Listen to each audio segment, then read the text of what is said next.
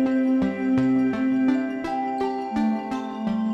first met Seal at a 100-mile run in San Diego, and I was running this race as part of a 6-person relay team with friends, and he was running the entire race by himself. And the run was unsupported, so you have to bring your own supplies. So we had, we overdid it a little bit. We had a tent, and we had masseuses and food. I mean, we were ready for, in case we had to stay there a week. And he had a folding chair, a bottle of water, and a bag of crackers.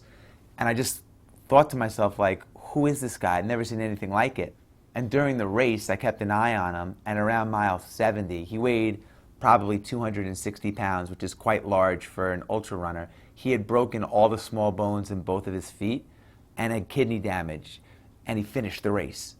So when it was done, I Googled him. He had a fascinating life story, and I decided literally to cold call him.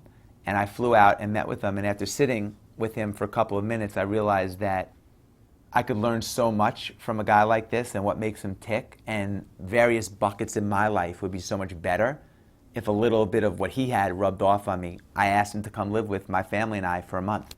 So at the time that I invited Seal to come live with us, I had an 18-month-old son. I was married, still am, 2 more kids since, and I had sold a couple of businesses. I was in a great place professionally in my life, but I was also in a routine. And routines are great, but they can also be a rut. And I found that I just wasn't getting better. I was doing the same thing every day, like so many of us. Wake up, go to work, come home, have dinner, repeat. And I just wanted to get off autopilot. And I thought that he would be a great way to get in good shape, but also to just mix up my routine and get better. The first day that Seal came to live with me, he asked me he said, how many pull-ups can you do? And I'm not great at pull-ups. I did about 8, just getting over the bar 8. And then he said, all right, take 30 seconds and do it again. So 30 seconds later, I got up on the bar and I did 6, struggling. And he said, all right, one more time. We waited 30 seconds and I barely got 3 or 4 and I was done. I mean, couldn't move my arms done. And he said, all right, we're not leaving here until you do 100 more.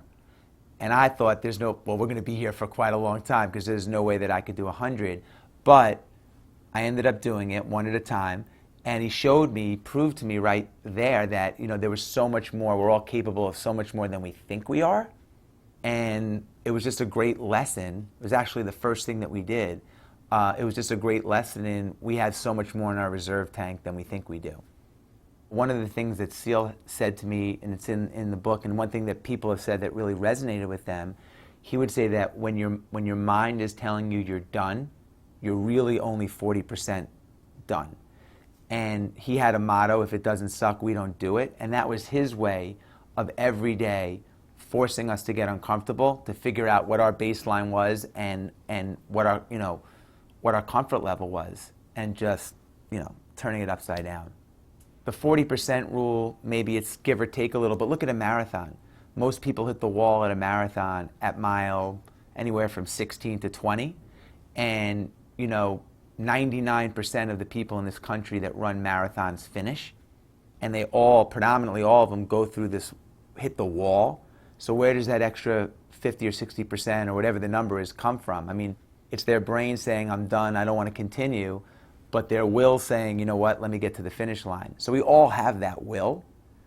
It's just a matter of how do we apply it to not just the once-a-year marathon, but to our daily lives and make it apply to a variety of things.